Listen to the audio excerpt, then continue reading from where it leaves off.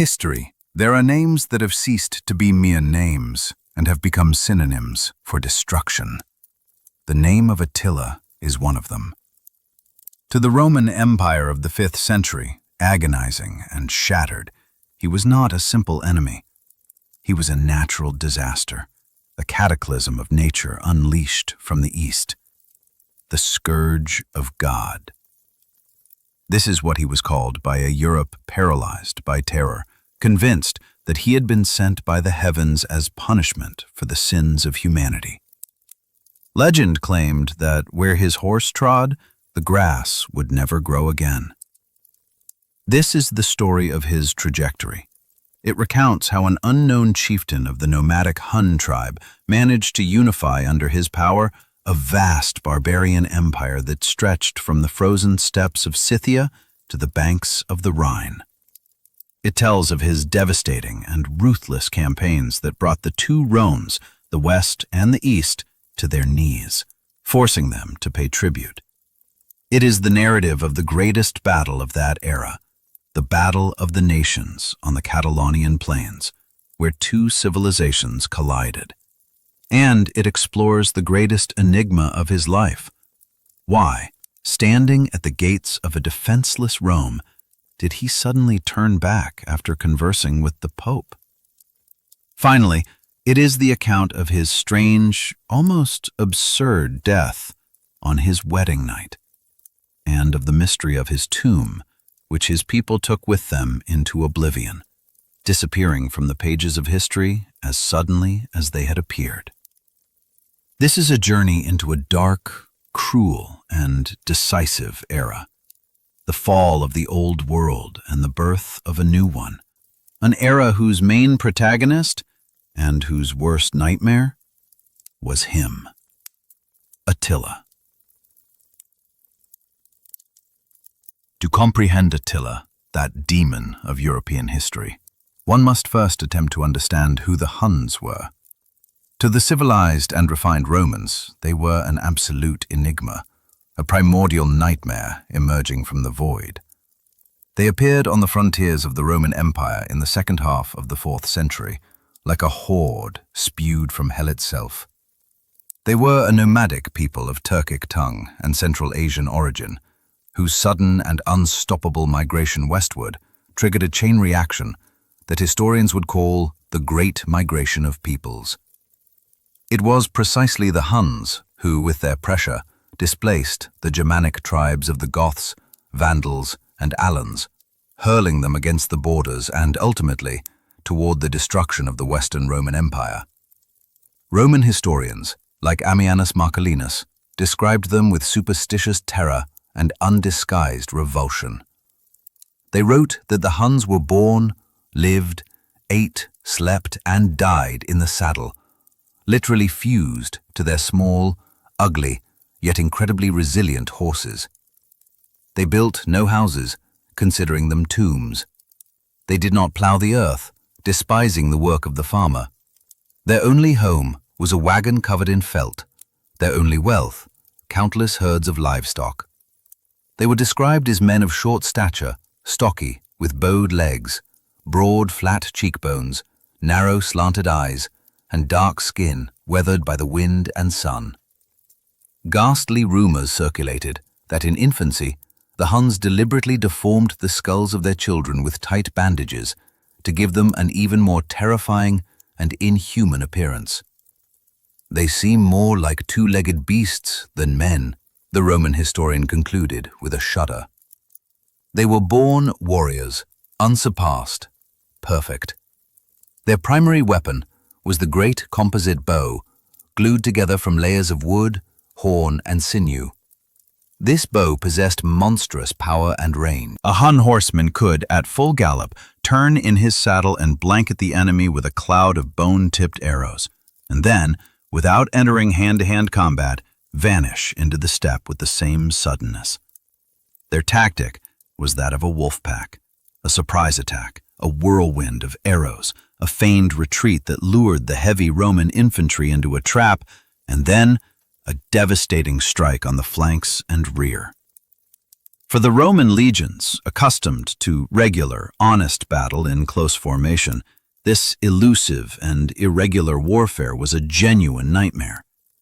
It was within this people, in this boiling cauldron of nomadic life where only strength, loyalty to the clan, and luck in war were valued, that Attila was born around the year 406. We know almost nothing of his childhood and youth. The Huns had no writing, and their entire history, all their laws, were transmitted orally in the form of heroic songs and sagas. We know that his father was Munzuk, a chieftain of the Hunnic tribal confederation belonging to the royal lineage, but he died prematurely. The young Attila, along with his older brother Bleda, was raised at the court of his powerful uncle, Ruga. Ruga was a cunning, far-sighted, and pragmatic ruler.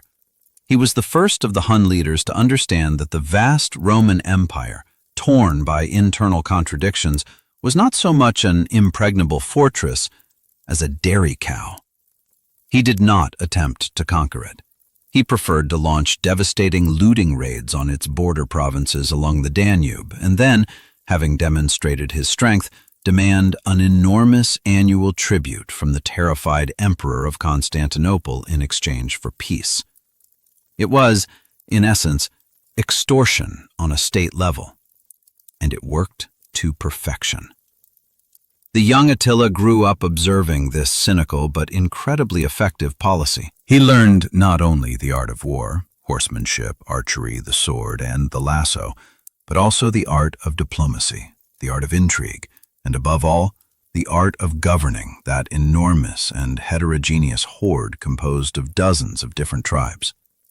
As was the custom of the time for the sons of nobility, it is possible he spent some time at the Roman court as an honorary hostage. There, in Ravenna or Constantinople, he would have seen with his own eyes the incredible luxury, the military might, and, most importantly, the internal weakness, corruption, and political intrigues of his future archenemy. In 434, his uncle Ruga died during a campaign. Power over the gigantic Hunnic confederation passed to his two nephews, Attila and his older brother, Bleda. They ruled jointly, dividing the horde into two parts. The first years of their reign were an exact continuation of their uncle's policy. They launched a new and even more devastating campaign against the Eastern Roman Empire, Byzantium, reaching the very walls of Constantinople and forcing Emperor Theodosius II to sign an even more humiliating peace. Byzantium committed to paying the Huns an annual tribute of 700 pounds of pure gold, an astronomical sum for the era.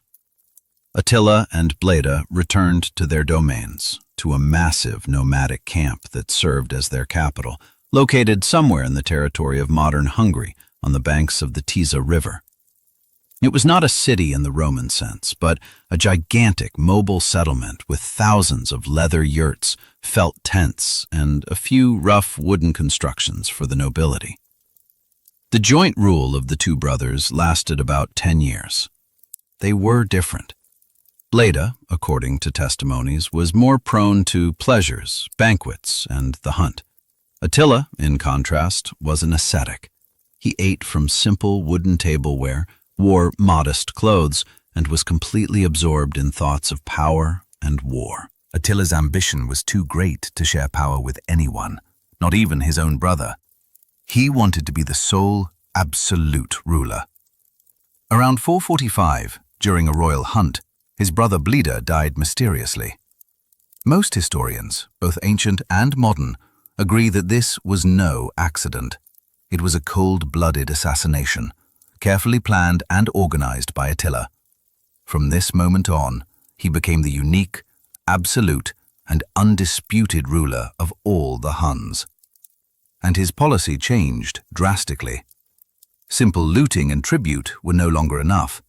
He began to hatch plans to create a true nomadic empire of his own, one that would not merely milk Rome, but dictate its will to it.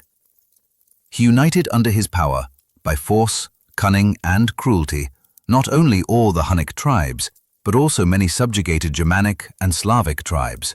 Ostrogoths, Gepids, Alans. His power now extended from the Ural Mountains in the east to the Rhine River in the west. He was not a simple barbarian chieftain. He was a brilliant organizer and a ruthless ruler. He created his own vertical of power, his system of tribute collection, his effective intelligence service. He was stern, but by barbarian standards, just. Any betrayal or disobedience was punished with atrocious death. But he who was loyal could count on his protection and a generous share of the loot. It was in this period that his power became absolute and almost divine, when the legend was born that would definitively consolidate his status as the chosen one of the heavens. The Legend of the Sword of Mars. After eliminating his brother Bleda and concentrating all power in his hands, Attila ceased to be just another chieftain. He became the Khan, the Khagan, the undisputed lord of a gigantic nomadic empire. And the first thing he did was turn his gaze toward his richest and most convenient neighbor, the Eastern Roman Empire, Byzantium. In 447, using an insignificant border incident as a pretext, Attila, at the head of an enormous combined army of Huns and subjugated Germanic tribes, invaded the Balkans once again. But this was no longer a simple looting raid. It was a full-scale, methodical, and devastating invasion. The Hunnic horde razed the provinces of Illyria, Thrace, and Moesia like a tornado of fire. They did not merely loot, they destroyed. More than 70 cities were taken by storm, sacked, and burned to their foundations. Roman historians described with horror how the Huns massacred the entire population, sparing neither women nor children, and how they dragged away thousands of captives as slaves. The roads were sown with corpses, and the fields were trampled. The Byzantine army that marched out to meet them was annihilated multiple times in pitched battles. The tactics of the Hunnic cavalry, the feigned retreat and the sudden attack on the flanks, proved time and again lethal for the heavy and clumsy Roman infantry. Finally, Attila's army reached the walls of Constantinople, the capital of the Eastern Roman Empire. Protected by its famous and impregnable triple Theodosian walls, was the only thing that resisted. Attila, lacking siege machinery and unwilling to engage in a long siege, did not attempt to storm the city. He did not need to. Emperor Theodosius II was terrified. He sent ambassadors to Attila, begging for peace. The negotiations were humiliating for the Romans. Attila, receiving the ambassadors in his luxurious tent, did not behave like a barbarian chieftain, but like the lord of the world. He demanded immediate payment of all debt from previous year's tribute, 6,000 pounds of gold, and that the annual tribute be tripled to reach 2,100 pounds of gold per year. Furthermore, all Roman fugitives who had found refuge in Constantinople had to be handed over to the Huns. This was not simple tribute. It was war indemnity, paid by the vanquished to the victors. Byzantium, the great and proud empire, became, in fact, a vassal of the Hunnic Khagan.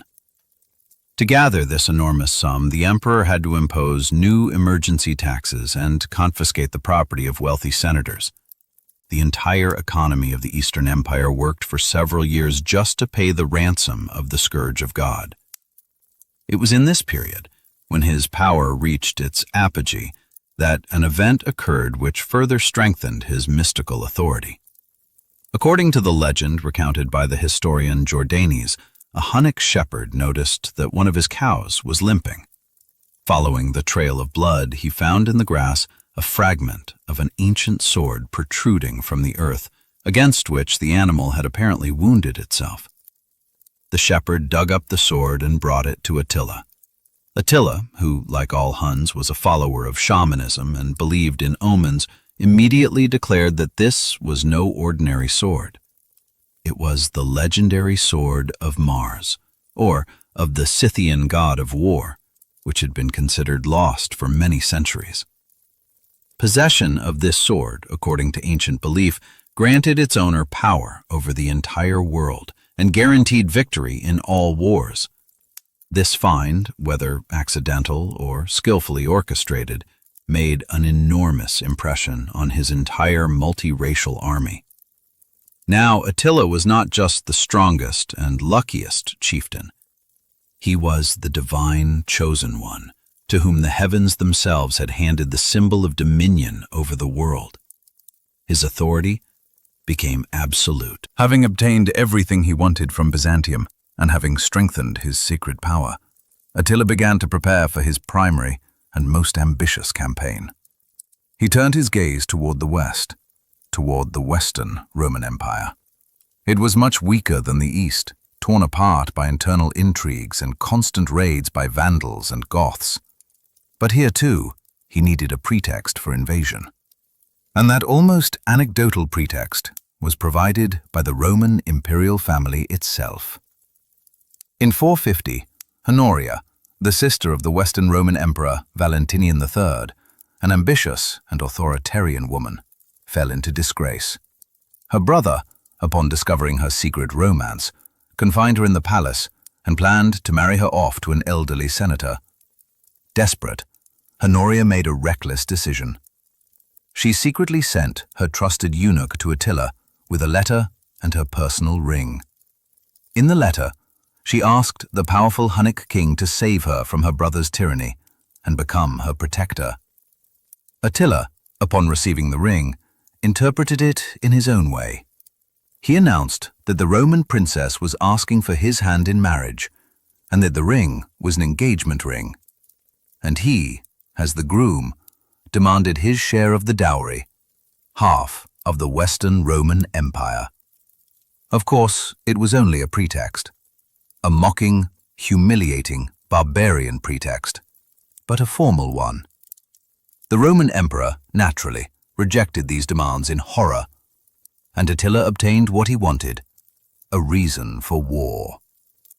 In the spring of 451, at the head of a gigantic army of 500,000 men, according to some chroniclers, though modern historians consider this figure highly exaggerated, composed of Huns, Goths, Franks, Burgundians, and dozens of other tribes, the Scourge of God crossed the Rhine River and invaded Gaul.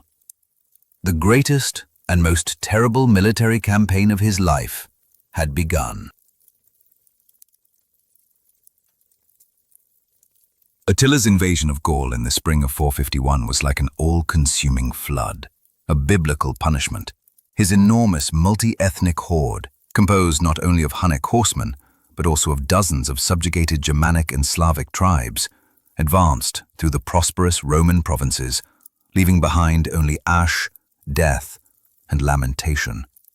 Cities like Metz, Trier, Cologne, Reims, and Arras were all taken by storm, sacked to their foundations, and burned. The inhabitants who failed to flee into the forests were massacred without pity, or dragged away as slaves to become living merchandise in Attila's vast, nomadic empire. It seemed that nothing in this world could stop this implacable machine of destruction, guided by the will of a single man. Attila drove his army toward the strategically important city of Orléans. Its capture would open a direct path south, toward the rich and as yet unplundered lands of Aquitaine and the Visigothic kingdom. But this time, the Western Roman Empire, teetering on the edge of historical extinction, found the strength to resist. And at the head of this desperate resistance stood a man who can justly be called the last great Roman, the commander-in-chief of all imperial forces, the patrician Flavius Aetius. Aetius was a unique, almost mythical figure of his time. Like Attila, he had spent his youth as an honorary hostage at the court of the Huns. He had known Attila personally since childhood. He spoke his language, understood his tactics, his way of thinking, his strengths, and his weaknesses. He was not a simple enemy. He was Attila's reflection in the mirror, a politician and warrior equally cunning, cruel, unscrupulous, and brilliant. Understanding that the sheer force of the Roman legions, long weakened, few in number and demoralized, could never stop the Hunnic avalanche alone, Aetius did the impossible. He turned to the Visigoths, a powerful Germanic tribe that, barely 40 years prior, had sacked Rome itself and now possessed an extensive, quasi-independent kingdom in southern Gaul. He, a Roman, went to ask for help from barbarians, his ancient and bitter enemies. The king of the Visigoths, the elderly but still powerful and respected Theodoric, initially refused with disdain. "What do Rome's problems matter to us?" he said. "Let them solve their own affairs. We will only defend our own lands." But Aetius was a genius diplomat. He did not appeal to friendship. He appealed to the instinct of survival. He convinced Theodoric that Attila was not just another conqueror. He was the Scourge of God, a plague, a threat to all who, after destroying the Romans, would inevitably come for the Goths, the Franks, and the Burgundians. "If you stand aside," Aetius argued, "you will perish in slavery one by one.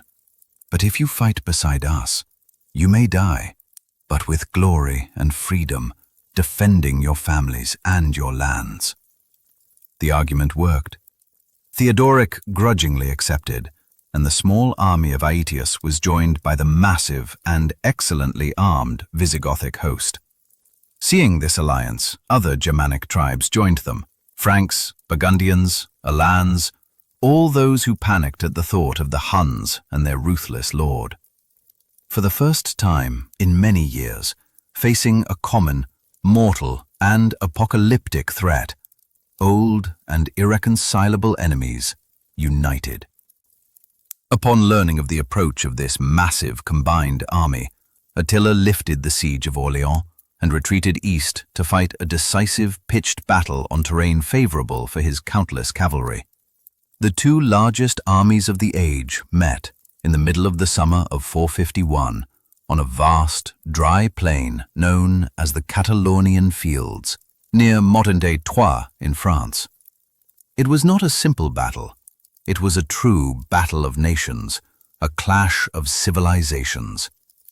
On one side, Attila's army, Huns, Ostrogoths, Gepids, and dozens of other subjugated tribes. On the other, Aetius's army, Romans, Visigoths, Franks, and their allies. According to the Gothic historian Jordanes, 500,000 men fought on each side. Modern historians believe the total number was closer to 100 or 150,000, which was still a colossal figure for the era. Before the battle, Attila, following the customs of his people, consulted the shaman diviners to know his fate. The answer was somber and ambiguous. The Huns will suffer a defeat, but the great chief of the enemy will fall in this battle. Attila hesitated for a moment upon hearing this, but retreat was already impossible and dishonorable. He decided that the death of his arch-enemy, Aetius, was worth his own tactical defeat. He arranged his army in a wedge formation. In the center, as the main shock force, he placed his best, most elite and loyal warriors, the Huns. On the flanks, he placed the less reliable, subjugated Germanic tribes. Aetius, perfectly knowing the mutual hatred between the different barbarian tribes, employed a brilliant and risky cunning. In the center, directly facing the Hunnic wedge, he placed his least reliable allies, the Alans, whom he suspected were ready to defect to Attila. But he surrounded them on the flanks with his own reliable Roman legions, and above all, with the powerful heavy cavalry of the Visigoths. The battle, which began after midday, was incredibly fierce, chaotic, and bloody. It was a true slaughterhouse. "The stream that ran through this valley," wrote a historian, "swelled with blood and turned into a red, boiling torrent." Aetius's center, as he expected, was crushed by the first furious charge of the Hunnic cavalry. The Alans, unable to withstand the attack, wavered and fled. But this was part of the plan. The Huns, absorbed in the pursuit, separated from their Germanic flanks. And at that precise moment, the Roman legions and the crushing Visigothic cavalry struck them from both sides. In one of these furious attacks, fighting on the front line, the old king of the Visigoths, Theodoric, died. He fell from his horse and was trampled by the hooves of his own charging cavalry. But his son, Thorismund, seeing his father's death, did not waver. With a cry of rage, he led his warriors in an even fiercer attack to avenge the king. By nightfall, Attila's army was repulsed, scattered, and pushed back to its camp, hastily fortified with a circle of wagons. The Huns, having dismounted, defended themselves desperately from behind this improvised wall, covering the Romans and Goths with clouds of arrows. Attila himself, understanding that defeat was near, ordered a huge funeral pyre of wooden saddles to be piled in the center of the camp. He intended to throw himself into the fire if the enemies broke through, refusing under any circumstances to be taken alive. Night interrupted the battle, and the next morning something strange, inexplicable, occurred. Aetius, the victor, did not finish off the surrounded and weakened enemy. He allowed Attila and the remnants of his shattered army to retreat unmolested. Why? It was the final, most subtle and cynical cunning of the last Roman. Aetius understood perfectly that a total and definitive defeat of the Huns would incredibly strengthen his current allies, the Visigoths. Feeling their strength, they could become an even greater threat to Rome than Attila himself. He needed a balance of power. He needed a weakened, humiliated Attila, but one still existing as an eternal scarecrow for the other barbarians. The Battle of the Catalonian Plains formally ended in a draw, but strategically, it was a crushing defeat for Attila.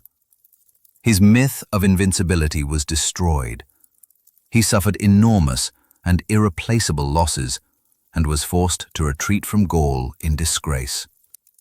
But the Scourge of God was not yet broken. He had only crouched like a wounded beast, ready to gather new strength and, the following year, strike his final, most terrible, and most perfidious blow against defenseless Italy itself. The defeat on the Catalonian plains was a terrible and humiliating blow for Attila, but it did not break his will. On the contrary, it only stoked a cold, calculating fury within him.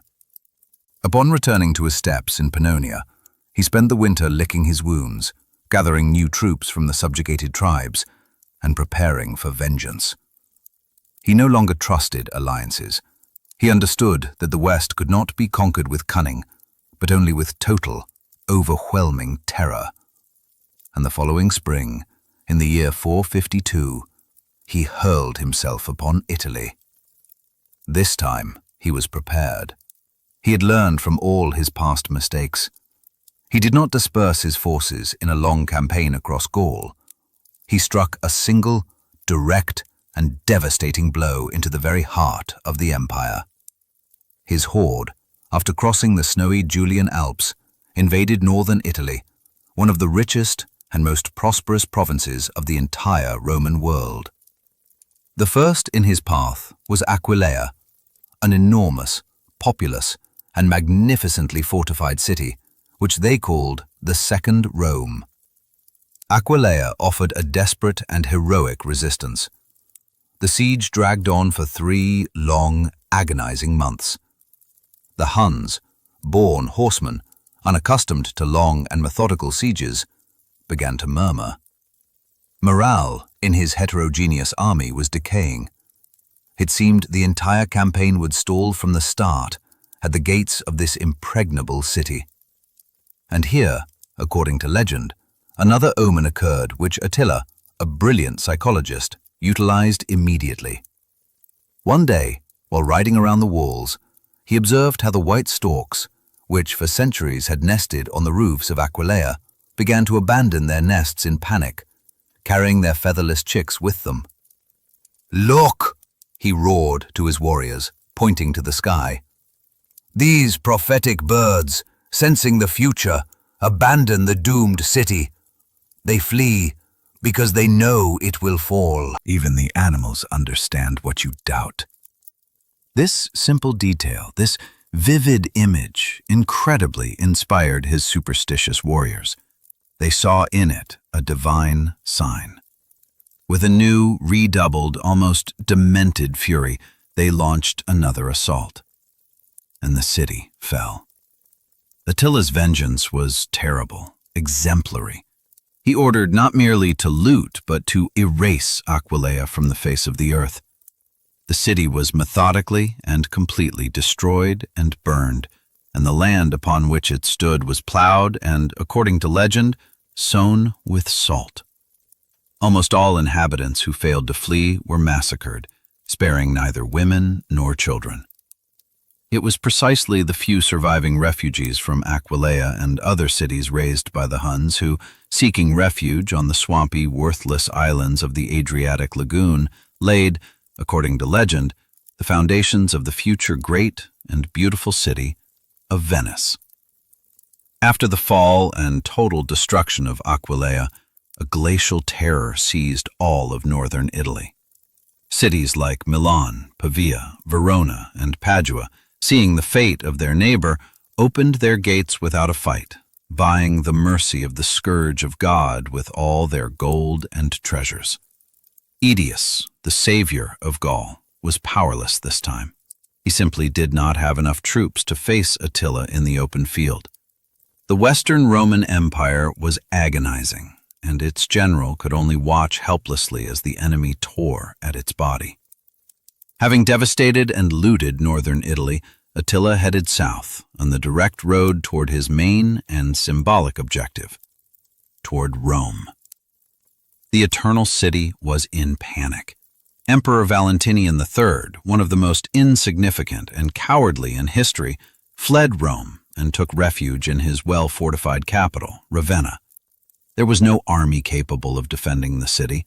The walls of Rome, the famous Aurelian walls, were strong, but without legions to defend them, they were useless.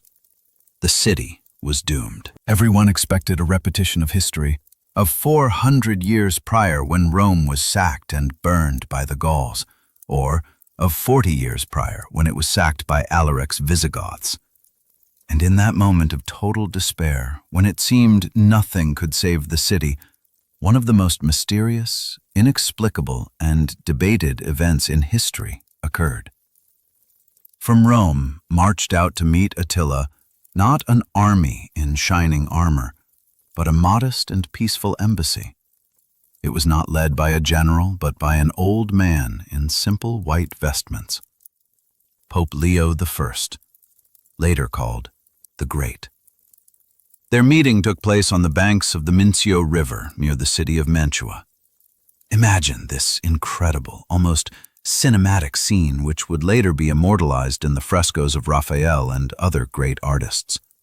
On one side, the enormous, savage, pagan horde of the Huns, thousands of horsemen covered in dust and blood, and in the center, their fierce king, short of stature, broad-shouldered, with burning, sunken eyes, surrounded by his chieftains.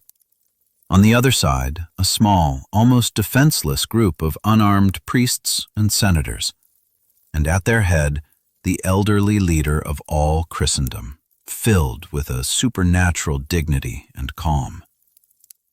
What they spoke of remained forever a secret. The conversation was face-to-face, without witnesses. No minutes were taken. Later, ecclesiastical legend, of course, attributes it all to a miracle. Supposedly, during their conversation, Attila had a vision. In the sky behind the Pope appeared the apostles Peter and Paul with flaming swords in their hands, ready to annihilate his army if he dared to touch the holy city. But most likely, Leo's arguments were quite earthly, though no less convincing. First, without a doubt, he offered Attila an enormous, fabulous ransom. all the gold that still remained in the treasury and churches of Rome. Second, being a subtle psychologist, he may have threatened him not with divine punishment, but with a very real and superstitious one. He surely reminded Attila that Alaric, the Visigoth chieftain who dared to sack Rome, died of a mysterious illness only a few months later. It was a subtle but very strong hint that the city was under special magical protection, and that sacrilege would not go unpunished. And third, and perhaps the most important and decisive argument, in the Hunnic army itself, after several months in Italy, an epidemic was already beginning. The hot, swampy climate was lethal for the steppe people. Plague and dysentery were decimating his warriors no less than Roman swords. Attila, a brilliant strategist, perhaps understood himself that a campaign further south could destroy his army without the need for battles. Be that as it may, the incredible happened. After that long and secret conversation, Attila, the Scourge of God, the man who never retreated and knew no mercy, turned his massive army around and marched out of Italy. Rome was saved. The Christian world rejoiced, attributing this miracle exclusively to the intercession of the Pope. The authority of the Bishop of Rome, who had managed to do what neither legions nor emperors could, soared to the heavens. This meeting, in essence, laid the foundations for the future immense secular power of the papacy in medieval Europe. Attila, for his part, loaded with the colossal loot gathered in northern Italy, returned to his capital beyond the Danube. He had not been defeated. He had simply left. He left to, as he had promised, gather new forces the following year, return, and hurl himself once again upon Byzantium. But it was not destined to happen. Fate, or as the Romans would say, fortuna, was preparing its final and unexpected blow. A blow that would be struck not with a sword, but with a wedding. After returning from his devastating but incomplete Italian campaign, Attila did not remain inactive for long. His indomitable and predatory nature knew no rest. He was like a shark that must move constantly to live. He immediately began to prepare a new military campaign, even more ambitious. This time, again against the Eastern Roman Empire, against rich but treacherous Constantinople, which during his absence in the West had dared to stop paying the annual tribute. His entire vast nomadic empire was set in motion once again. From the depths of the Scythian steppes, from the banks of the Danube and the Rhine, detachments of Huns, Goths, Gepids, and Alans flocked to his capital. Provisions were stockpiled, swords were forged, hundreds of thousands of arrows were manufactured. It seemed that nothing could stop the Scourge of God in his determination to punish the audacious Romans.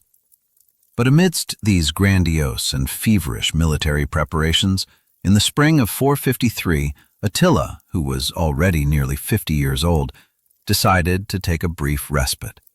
He decided to take a new wife. For a Hun chieftain who, according to accounts, already possessed an enormous harem of hundreds of wives and concubines, this was something completely normal. The new chosen one was a young woman named Ildiko. Historians still debate heatedly about her origins, which became one of the reasons for the birth of the black legend surrounding this wedding. According to one version, she was the daughter of one of the Germanic kings subordinate to him, possibly Gothic or Burgundian, and the marriage was a pure political alliance. According to another, more romantic and tragic version, she was a captive taken during one of his campaigns and was forced into marriage. Be that as it may, the wedding was set, and like everything Attila did, it was celebrated with unbridled, barbaric, and exuberant pomp. In his enormous wooden residence, the capital of the Hunnic Empire, a grandiose banquet was organized that lasted several days. From every corner of his immense dominion came the chiefs of all subjugated tribes, his loyal generals, the Noyans, and the bearded elders. Imagine the scene described by the Roman ambassador Priscus, one of the few Europeans who saw Attila's court with his own eyes. An enormous and roughly built wooden hall, illuminated by hundreds of smoking torches and bowls of burning fat. Smoke, mixed with the dense steam of meat roasting on spits, floated beneath the low ceiling, irritating throats and stinging eyes. At long, unpolished tables sat hundreds of warriors, Huns with their deformed skulls, blue-eyed Goths, fierce Alans. They shouted, laughed loudly, drank undiluted wine and sour kumis from enormous wooden cups and from gold and silver vessels captured in campaigns. Whole carcasses roasted on open hearths. Bards, plucking the strings of primitive harps, sang with hoarse, guttural voices endless heroic songs about the deeds of their ancestors, about battles, and about glory. In the center of all this chaos, in a place of honor, on a simple wooden throne, sat Attila himself. Unlike his boisterously festive chieftains, he, according to witnesses, was, as always, restrained, ascetic, and somber. He ate from simple wooden tableware, while his guests were served delicacies on precious Roman plates. He drank little, barely tasting his cup. He did not laugh. He did not participate in the general merriment. He simply sat, like a dark, immovable rock in the midst of that raging, drunken sea, observing everything in silence with his sunken, penetrating eyes. The banquet continued until late into the night, when the guests, drunk and weary, began to disperse. Attila, unusually animated and flushed with wine, retired with his young new wife to his nuptial chambers. And the next morning, something strange occurred. The ruler, who normally rose with the first rays of the sun, did not appear. His personal bodyguards, stationed at the door, heard only a sepulchral, unnatural silence from within. Hours passed. Unease in the camp grew, but no one dared disturb the rest of their fearsome and irascible lord. Finally, near midday, when the silence became completely sinister, his servants and closest chieftains, after long hesitation, made a decision. They began to pound on the door with force, calling out to him. There was no answer. Then, breaking the heavy bolts, they burst into the bedroom. The scene they found was horrifying and surreal. Attila, the Scourge of God, the lord of half the world, lay on his bed, on his back, dead. He was covered in his own blood, and beside him, huddled in the darkest corner and covering her face with a veil, sat his newlywed, the young Ildiko, silent and paralyzed with terror. There was not a single weapon wound on the king's body. What had happened? According to the official and most widespread version, recounted by the Gothic historian Jordanes, Attila, who despite his usual moderation had drunk too much wine on his wedding night, simply choked in his sleep on his own blood. He suffered, according to testimonies, from frequent and severe nosebleeds, especially after drinking. And this time, lying on his back in a deep, drunken sleep, he did not wake up. The blood, instead of flowing out, flowed into his throat and lungs. An absurd, almost humiliating death for the greatest warrior of his time. But almost immediately, other, darker, and more dramatic rumors began to spread throughout Europe. Rumors of murder. Many, especially the enemies of the Huns, believed that young Ildiko, possibly of Germanic origin, whose clan had been annihilated by Attila, had avenged her people. That she, like the biblical Judith, had waited for the tyrant to fall asleep and had stabbed him on their wedding night with a hidden dagger. Others whispered that it was the revenge of his enemies, perhaps the Byzantine Emperor Marcian, who had sent an assassin disguised as a bride. We will never know the truth. The mystery of the Scourge of God's death went to the grave with him. Attila's funeral was as grandiose, cruel, and eerie as his life. His body was placed in a luxurious silk tent in the middle of the steppe. The best and most elite Hunnic horsemen, the flower of the nation, day and night without stopping, galloped in a frenzied circle around him, chanting funeral dirges. They wept not only for a chieftain, but for the greatest of kings, who ruled nations and possessed the world like no one before him. The warriors, in a sign of boundless grief, cut off their long hair and slashed deep wounds into their faces with knives, so that the greatest of warriors would be mourned not with shameful women's tears, but with men's blood. Then, according to legend, he was buried in a triple coffin. The first, outer coffin, was of iron, symbolizing his victories over men and his indestructible army. The second, intermediate coffin, was of silver, symbolizing the incalculable riches he had torn from Rome and Constantinople. And the third, inner coffin, was of pure gold, symbolizing his unlimited, almost divine power. The location of his tomb was declared the greatest of secrets. It is said that to dig it, the Huns diverted the course of a river for one night. They buried their king, along with part of his treasures and weapons, in the dry riverbed. And then they returned the river to its course, so that the water would hide his tomb forever. And all the slaves who participated in this secret burial were killed immediately, so that no one could ever find and desecrate the final resting place of their great Kagan. Thus, without leaving a trace, the man who was the terror of the whole world disappeared, and his death was the beginning of the end for his ephemeral empire, built on fear and blood. The death of Attila in 453 was not simply the loss of a great leader. It was a mortal blow that shattered the very foundation, the backbone upon which his gigantic, heterogeneous, and fragile empire rested. This empire was not a state in the Roman or Persian sense, with its cities, roads, laws, and bureaucracy. It was a horde, a gigantic, nomadic war machine, united solely by the iron will, the genius, and above all, the sacred, almost divine authority of a single man.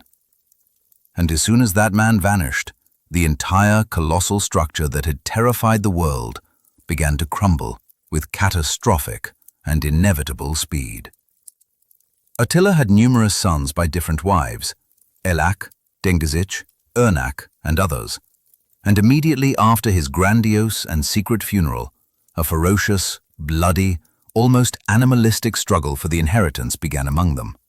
Each wanted to tear off a piece of his father's empire. They could not, and in fact did not want to, reach an agreement. They viewed the empire not as a whole, but as loot to be divided. They began to fight among themselves, dividing and weakening the unified power of the Huns, pitting tribe against tribe. And the subjugated Germanic tribes took advantage of this immediately and with joy. Those same Goths, Gepids, and Alans, who for decades had obeyed Attila with fear, hatred, and latent resentment, smelled the sweet scent of freedom. Under the leadership of the brave king of the Gepids, Ardaric, who had been one of Attila's most trusted advisors, they rose in a general and unified rebellion.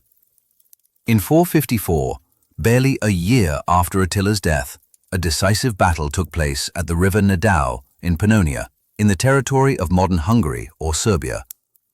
The combined army of the Germanic tribes faced the army of the Huns, led by Elak, Attila's eldest son and designated heir, in a last and desperate battle.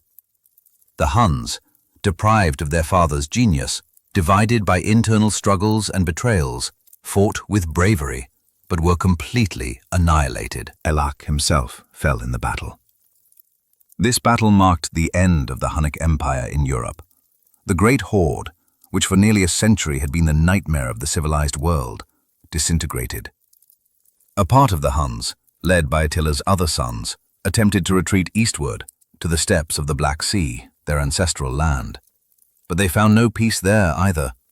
Weakened and leaderless, they were attacked by other new and emerging nomadic tribes. Another part, the majority, simply dissolved. They mixed with the Germanic and Slavic peoples they had once subjugated, adopting their languages, their customs, their names. Barely a few decades after Attila's death, the Huns as a unified and powerful people simply disappeared from the pages of history, as suddenly, enigmatically, and mysteriously as they had appeared. They left behind neither cities, nor books, nor laws, nor even a recognizable archaeological culture of their own. Only thousands of anonymous burial mounds in the steppes, scorched earth, and a bloody, terrible memory, almost mythical, in the legends and chronicles of the peoples they conquered. Their disappearance is one of the greatest enigmas of world history. What became of them? Did they dissolve without a trace? Did they return to the distant and unknown steppes of Central Asia? We do not know. They departed, leaving behind an enormous political vacuum, which the new barbarian kingdoms built upon the smoking ruins of the Western Roman Empire immediately began to fill with avidity. So what is the legacy of Attila? At first glance, it seems exclusively and absolutely destructive. The Scourge of God, the hammer of the world. He did not build, he destroyed. He did not create, he looted. He was a force of pure and primordial chaos. But if we view history from a higher perspective, his role turns out to be much more complex and paradoxical. It was Attila and his Huns who, unwittingly, became the midwives of the new medieval Europe, being born in pain. It was their unstoppable invasion that finally finished off the agonizing and crumbling Western Roman Empire, clearing the path for the new, younger, and more viable Germanic kingdoms, the Franks in Gaul, the Visigoths in Spain, the Anglo-Saxons in Britain, from which, in the long run, the modern European nations would emerge. It was their common and mortal threat that forced old and irreconcilable enemies, Romans and Goths, to forget their secular hatred and unite in the Battle of the Catalonian Plains, creating the first prototype in history of future pan-European military coalitions. And it was his march on Rome and his mysterious, almost mystical meeting with Pope Leo that incredibly elevated the authority of the Catholic Church to the heavens, transforming it from a purely spiritual institution into a powerful political force that would determine the destiny of Europe for 1,000 years. He was a force of chaos, a natural disaster, an earthquake. But like any cataclysm, by destroying the old, rotten, and decrepit world, he involuntarily created the ground for the birth of something new. And of course, he left behind an eternal, indelible archetypal image. The image of the absolute barbarian conqueror, ruthless, indomitable, coming from nothing and disappearing into nothing. His name entered forever into the pantheon of the great destroyers alongside Genghis Khan and Tamerlane as a symbol of that dark, irrational, and elemental force that sleeps in the depths of history and the human soul. And when today, in our quiet, ordered, and civilized lives, we hear his name, Attila, we unconsciously feel that primal and genetic terror that people felt 15 centuries ago. The terror of chaos, of the implacable, blind, and destructive force that comes to annihilate everything we know, value, and love. And perhaps it is precisely in this that his main, eternal, and disturbing lesson resides. A reminder of how incredibly fragile our civilized world is, and how thin, almost invisible, is the line that separates order from barbarism.